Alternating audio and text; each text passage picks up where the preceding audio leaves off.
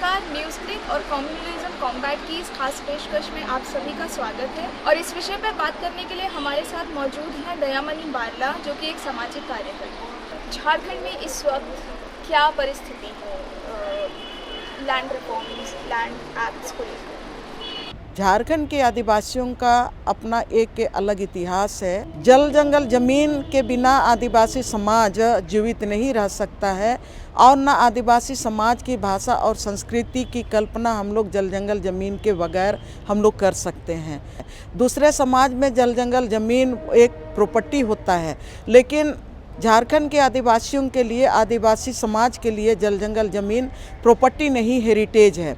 और उसी की रक्षा के लिए अंग्रेज़ों के खिलाफ भी हमारे पूर्वजों ने सिद्धू कान्हू, चांद भैरा और बिरसा मुंडा के नेतृत्व में लड़ाई लड़ा और उन्होंने अंग्रेज़ों के खिलाफ लड़ते लड़ते शहादत दिया। और शहादत देने के बाद अंग्रेज़ों ने ये महसूस किया था कि यहाँ के आदिवासियों का जल जंगल ज़मीन ही उनका भाषा और संस्कृति है। हमारी परंपरागत व्यवस्था थी जिसमें कि ज़मीन का टैक्स हमारे लोग नहीं देते थे। असली की सांप भालू बाघ से लड़के हमारे पूर्वजों ने जल जंगल ज़मीन को आबाद किया है, तो ये जल जंगल ज़मीन पर इनका खुटखटी राइट्स है। इसलिए अंग्रेज़ों ने जब यहाँ पर लैंड रिफॉर्म्स का कानून बनाया और वहाँ पर लैंड सेटलमेंट एक्ट चला, तो उस लैंड सेटलमेंट एक्ट का भी आदिवासियों ने बिरसा मुंडा के नेतृत्व में, सिद्धू कान्हू के नेतृत्व में विरोध किया। तो आदिवासी समाज का जो ज़मीन का अधिकार है उसको सुरक्षित रखने के लिए 1908 में CNT एक्ट बनाया और उस CNT एक्ट में ये प्रावधान किया गया कि आदिवासियों की ज़मीन को कोई भी बाहरी ताकत खरीद नहीं सकते हैं और आदिवासियों की ज़मीन को कोई भी दूसरे के हाथ में बेच नहीं सकते हैं। एक बड़ा बैरियर की तरह वो बनाया गया। और संथाल परगना काश्तकरी अधिनियम में भी यही प्रावधान किया गया कि आदिवासियों की ज़मीन कोई भी बाहरी आदमी नहीं खरीद सकता है, कोई इलीगल तरीके से उस पर कब्जा भी नहीं कर सकता है। ये तमाम कानून बने।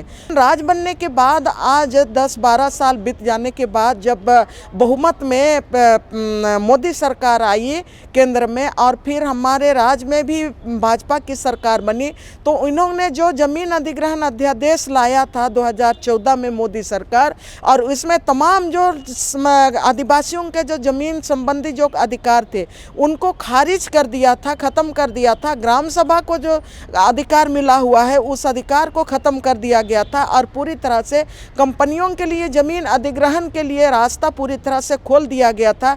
उसी के तर्ज में हमारे राज्य का रघुवर सरकार ने हमारा जो CNT एक्ट और SPT एक्ट था, जो हमारे आदिवासियों का, सिर्फ आदिवासी केवल नहीं, आदिवासी मूलवासी और तमाम जितने समुदाय जल जंगल ज़मीन के साथ जिनका जीविका जुड़ा हुआ है, उनका एक सुरक्षा कवच है। उस सुरक्षा कवच को अमेंडमेंट करके वो तोड़ना चाहा। झारखंड में जिस तरीके से CNT एक्ट और SPT एक्ट में संशोधन किए गए और उसके बारे में आप कुछ बता सकती हैं, किस तरीके से वो अलोकतांत्रिक थे, असंवैधानिक तरीके से वो संशोधन किए गए? अगर आदिवासियों का विकास की बात हो रही है तो आदिवासियों से पूछना चाहिए कि आपको इस एक्ट के रहते हुए क्या क्या कठिनाई हो रही है। आदिवासियों ने कभी नहीं मांगा कि इस एक्ट में आप इसमें संशोधन कीजिए। जब संशोधन करने के लिए उन्होंने अध्यादेश लेके आया, तब उस अध्यादेश का भी आदिवासी समुदाय ने विरोध किया कि ये अध्यादेश, ये अमेंडमेंट होने से आदिवासी समुदाय पूरी तरह से उजड़ जाएगा और यहाँ का आदिवासी समुदाय केवल नहीं, पूरा किसान समुदाय उजड़ जाएगा। लोग मैंने उसको विरोध करते और उसको बिल को पास नहीं होने देते। इसीलिए उन्होंने असंवैधानिक तरीके से बिना बहस किए हुए एक तरफा उन्होंने निर्णय लिया और उस निर्णय को अमल तक लाने के लिए उन्होंने हर हथकंडा को अपनाया और वो बिल को पास किया। तो ये जो संशोधन लाए गए हैं इन एक्ट में, इन दोनों कानूनों में, उनसे आदिवासियों के जीवन पर, उनके भूमि के अधिकार पर जो बहुत महत्वपूर्ण प्रभाव पड़ेंगे, अगर आप उन्हें बता सकें। क्लॉज 71 में कहता है कि मैंने आदिवासियों का जो चिट करके लिया हुआ ज़मीन मैंने उसको वापस किया जाएगा कंपनसेट करके। उसमें हम लोग बहुत पहले से मांग करते रहे, लेकिन उसमें अमेंडमेंट नहीं किया और वो आज भी मतलब उसको यथावत रख दिया है। 79 सेक्शन में ये था कि ज़मीन सिर्फ दो पर्पस के लिए लिया जा सकता था, एक तो माइंस के लिए और एक इंडस्ट्री के लिए। बावजूद उसके आज़ादी के बाद आज तक 80,000 से ज़्यादा लोग मैंने विभिन्न परियोजनाओं के नाम से ऑलरेडी डिस्प्लेस हो चुके हैं। दो चीज़ के लिए ज़मीन लेने की बात कही गई थी तब, लेकिन आज की तारीख में अमेंडमेंट 79 सेक्शन में अमेंडमेंट करके उन्होंने पूरा क्षेत्र को खोल दिया है। आप किसी के लिए भी किसी तरह का पर्पस के लिए, आप या कंपनियों के लिए, या तो आप माफियाओं के लिए, या तो आप जिस तरह से भी ज़मीन को इस्तेमाल करना चाहते हैं आप खरीद बिक्री कर सकते हैं, यानी कि आप कोई बैरियर नहीं रहा है।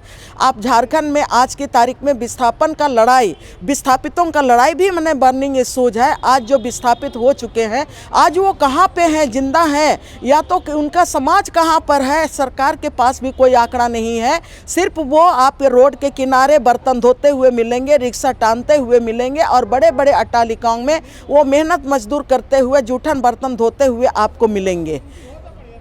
आप आगे जाइए कि 21 सेक्शन में जो अमेंडमेंट किया, उस सेक्शन में कहा गया था कि एग्रीकल्चर लैंड को नॉन एग्रीकल्चर पर्पस के लिए आप यूज नहीं कर सकते हैं, लेकिन अब इस अमेंडमेंट में किया है सेक्शन 21 में एग्रीकल्चर लैंड को नॉन एग्रीकल्चर पर्पस के लिए भी आप नेचर में मतलब कन्वर्ट कर दिया है कि आप उसको किसी भी पर्पस के लिए यूज कर सकते हैं।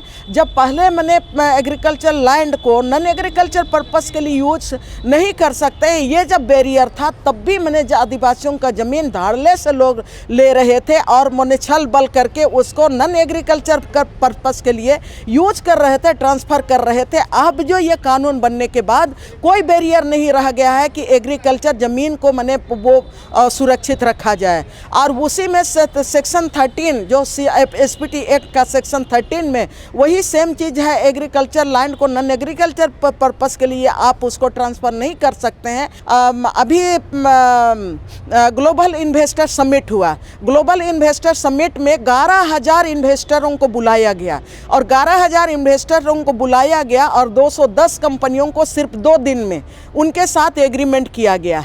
और उसमें से जो MOU हुआ, उसमें से 121 MOU सिर्फ इंडस्ट्री विभाग में हुआ, और एजुकेशन में सिर्फ 8 MOU हुआ है। और आपका जो एजुकेशन विभाग में 8 का हुआ है, हेल्थ विभाग में 6 का हुआ है, एग्रीकल्चर विभाग में सिर्फ 1 का हुआ है। तो आप देख सकते हैं कि झारखंड की जो आबादी है 3.25 करोड़ की आबादी है। आपको विकास का रोड मैप तय करना चाहिए कि झारखंड में 3.25 करोड़ की जनता के लिए कितना अनाज की ज़रूरत है, कितना दूध का ज़रूरत है, कितना मांस का ज़रूरत है, कितना मछली का ज़रूरत है, कितना फल का ज़रूरत है, कितना शुद्ध हवा का ज़रूरत है, कितना शुद्ध पानी का ज़रूरत है। ये विकास का रोड मैप आपको तय करना चाहिए, लेकिन आपने वैसा नहीं किया और पूरे धरती को आप माइनिंग करने के लिए, इंडस्ट्री लगाने के लिए छोड़ दे रहे हैं। ये अमेंडमेंट के बाद जो होने जा रही है ये सबसे खतरनाक होगा और इसका हम लोग विरोध कर रहे हैं। इस मौजूदा केंद्र सरकार का एक बहुत बड़ा चुनावी नारा रहा था, सबका साथ सबका विकास।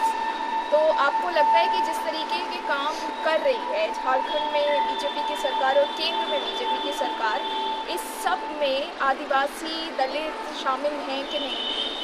देखिए, सबका हाथ सबका विकास ये तो एक स्लोगन है मोदी सरकार का, लेकिन उनका सबका साथ मांग रहा है कारपोरेट से, सबका विकास की बात कर रही है सिर्फ कारपोरेट घरानों का। आज की तारीख में भारतीय संविधान में जो हमें अधिकार मिला है वो तमाम अधिकार छीन लिए गए। जिससे मैंने आज़ादी की बात हम कर रहे हैं, आज आज़ाद है जंगल ज़मीन को लूटने के लिए। तमाम हमारे जो भारतीय संविधान में जो अधिकार हमें दिए हैं, अपनी अभिव्यक्ति का अधिकार, वो तमाम अधिकार भी छीने जा रहे हैं, छीन लिए गए हैं। तब ऐसे समय में आप कहेंगे कि सबका साथ सबका विकास। आज की तारीख में सबसे दुखद बात है कि आज मोदी सरकार तय करेगा कि हमें क्या बोलना चाहिए। मोदी सरकार ही तय करेगा कि हमको किधर जाना चाहिए, किस तरह से चलना चाहिए, कौन सा कपड़ा पहनना चाहिए, कौन सा धर्म मानना चाहिए, क्या नारा लगाना चाहिए। ये तमाम चीज़ें सिर्फ सरकार तय कर सकती है। हम बैठकों में नहीं जा सकते हैं, अपने जंगल की बात नहीं कर सकते हैं, ज़मीन की बात नहीं कर सकते हैं, अपने भाषा संस्कृति की बात नहीं कर सकते हैं, अपनी मातृभूमि की बात नहीं कर सकते हैं। हम लोकतंत्र में जो अधिकार हमको मिला हुआ है, सर्वधर्म की बात करते हैं। आज की तारीख में कोई भी दूसरे समुदाय हिंदू धर्म को छोड़ के कोई भी दूसरा समुदाय अपना जाति धर्म की बात नहीं कर सकता है। तो किसका कैसे हम मानेंगे कि आप सबका साथ सबका विकास की बात कर रहा है। वो सिर्फ कॉरपोरेट घराने के का हाथ उनको चाहिए और कॉरपोरेट घराने का विकास का एजेंडा को वो नारा के रूप में बोल रहा है, सबका साथ सबका विकास।